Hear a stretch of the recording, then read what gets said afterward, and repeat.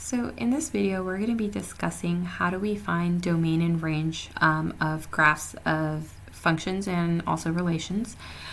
So let's recap what domain means. So domain is just a set of all x values, and range is a set of all y values for our relation. So you can have a discrete domain or range, and basically what that means is that it's a list of specific numbers, and this is what we were doing before when we had discrete relations. We had been doing this before where we just listed out the numbers. Now a continuous domain and range means it's all real numbers between an interval. So we can't go ahead and list them all because there's infinite amount between them. We would run out of time doing that. But we would just say that it's between an interval. Okay, so this first graph right here, let's look at our domain. So our domain is our set of x. I always say you should have a highlighter for this. And so like we are going to highlight specifically, let's make this just a little bit smaller so that we can see. Okay, so we're going to highlight specifically where our domain is. So we have 1 at -3, we have a point at -2, we have a point at 0, we have a point at x equals 2, and a point at 4. So if you notice, like, we'll just check, make sure we didn't miss any. Okay, so our x values here, we're hitting all these x values, is a list of specific points. It's broken apart. So we call this discrete. And so when it's discrete, we just list out what the domain is. So I have -3, then -2, 0, 2, and 4, and close my curly brackets. Now my range is kind of the same thing. I'm just going to do a different color for my highlighter. So it goes all the way down here to -2, and then I have a bunch of points here at 0 and another point up here at 2. So again, it's broken apart. It's a specific list of numbers. This is a discrete range. And so we're going to have the number -2, 0, and +2 for our range. Okay, so now for this next function here, let's go ahead and take my highlighter. There are not specific points. It's connected by a line. So I'm really technically hitting all the points starting at -2, going all the way up here. Now notice there's an open circle on 4. That means I'm not exactly on 4. There's no point on 4. So we'll talk about how we will write that in a second. But this is a continuous domain.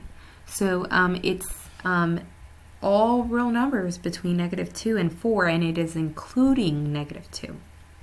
Okay, so the way that we're going to do this is we're going to do an inequality where we're talking about x, and we're going to have x between two less than signs. So basically what's happening is it's bigger than the smallest value. It's all the numbers bigger than the smallest value, but all the numbers also less than the biggest value. So that's why we have these two less than signs. So we're basically going to put it the way that we read it. So we're going to put the -2 here on the left, and the 4, the biggest number, right here on the 4. So I kind of always like to just write how you write. So you're going to have smallest number less than x less than big. If you reverse the signs and make it your greater than signs, then it doesn't really make sense, because how are you going to be bigger than your biggest number and bigger than your smallest number? That doesn't really make much sense. So it has to be the two less than signs in order for this to make sense. So this is what it's saying, is that it's all the numbers between -2 and 4. In other words, that's what it's saying. Now, notice that you do not have a point at 4, so we can keep the inequality without the equal sign at 4, but we do have a shaded in point right here at -2. This means there is a point at -2, so we're going to put an equal sign here on -2. Let me make my equal sign just a little bit nicer. Okay, well, tried. Anyways, so now let's go ahead and do our range. So we start all the way down here at -3, and then it goes up here to 2. So this is again a continuous range because it's unbroken. It's all of the points, even the decimals, between -3 and 2, and it's continuous. I'm going from -3 is less than, this is my y's, or in this case, let's use our function notation, my f of x's. So f of x is less than 2. We do have a point at -3, but we don't have a point at 2. So at -3, I am going to put my equal sign because there is a shaded in point there. Now, for this graph right here, again, we're going to go ahead and shade in our x's. So I start with an x right here at -2, keep going. I still have some x's right there. I'm going to keep going. There's a 4. This is also continuous because notice that I had points all throughout here. It's not broken, so it's continuous. And here I am going from 2 is less than x is less than 4. At 4, there is no point. There's an open area, so I'm not putting in that equal sign, but at -2, which I forgot the negative on there, is a point there, so we're going to put an equal sign. We're going to go ahead and do the same thing for my y's. My y's start at -3 and they go all the way up to +3. Now, I'm going to write, this is obviously still continuous because it's not just a list of points, it's various points, all of the points actually between -3 and 3.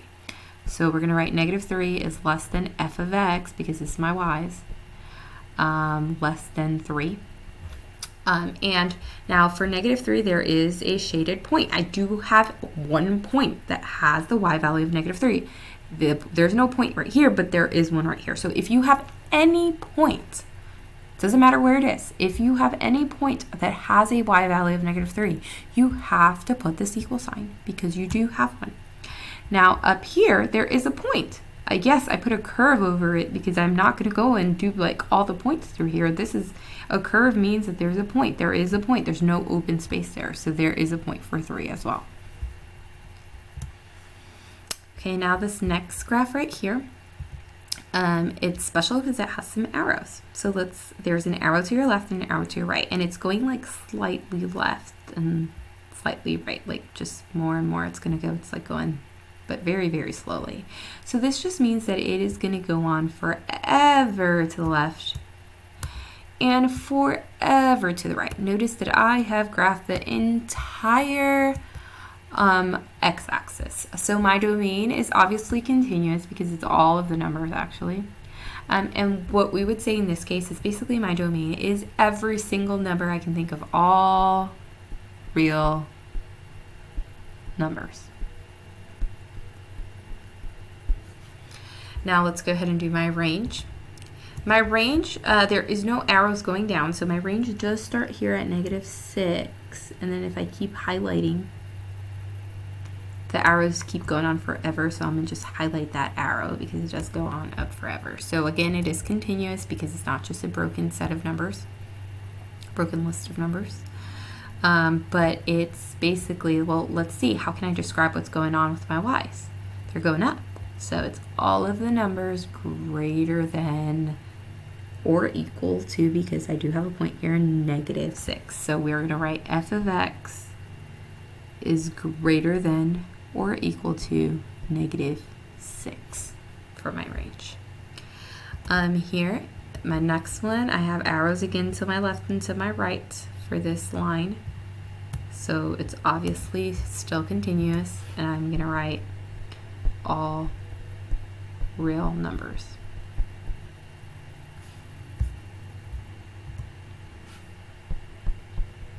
And then the arrows are also going down and then up. So the range is kind of the same thing as all our numbers. And this is actually the first function that we're going to be talking about in this in the remaining of the year, and that's kind of nice that the domain and the range are all our numbers. Now let's do one last example. So this one here, let's go ahead and highlight my x's. So my x's start here and keep going because there's an arrow, so I'm just going to highlight the arrow. Obviously, it's unbroken, so it's not just a list of numbers. It's many numbers, even the decimals, even the fractions. So this is continuous. Well, what's happening? It's all of the numbers that are bigger than 0. So f of x is greater than 0. Am I going to equal 0? No, because there's an open space here. So we're not going to put an equal to sign here. Now, my range is a little bit different here. So notice that my range, I'm just circling right here. It's literally just there.